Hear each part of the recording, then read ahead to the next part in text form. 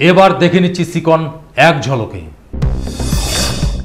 কোচবিহার জেলার বানেশ্বরের গান্ধী মোড়ে কৃষাণী উৎসবের উদ্বোধন হলো রবিবার।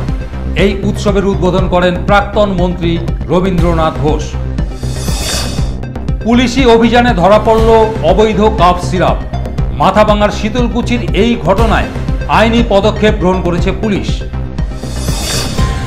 রাষ্ট্রীয় স্বয়ংসেবক সংঘের ১০০তম বর্ষ উপলক্ষে কোচবিহার জেলা জুড়ে হলো বিভিন্ন কর্মসূচি। একটি স্বেচ্ছাসেবী সংগঠনের পক্ষ থেকে মধুপুর এলাকায় দুস্থদের হাতে নতুন বস্ত্র তুলে দেওয়া হলো রবিবার।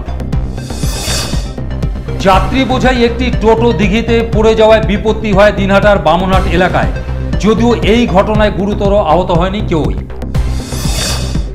দিনহাটা বার অ্যাসোসিয়েশনের নতুন ভবনের দ্বার উদ্ঘাটন হলো রবিবার। এই অনুষ্ঠানে উপস্থিত ছিলেন স্থানীয় বিধায়ক এবং সাংসদ। ৭৫তম শারদ উৎসব উপলক্ষে বর্ণাঢ্য শোভাযাত্রা সংগঠিত করল অকাল বোধন কর্মী সংঘ। মহালয়ার এই পূর্ণতিথিতে চক্ষুদান হলো মাতৃমূর্তির। ভেনা স্কয়ারে হলো এই অনুষ্ঠান।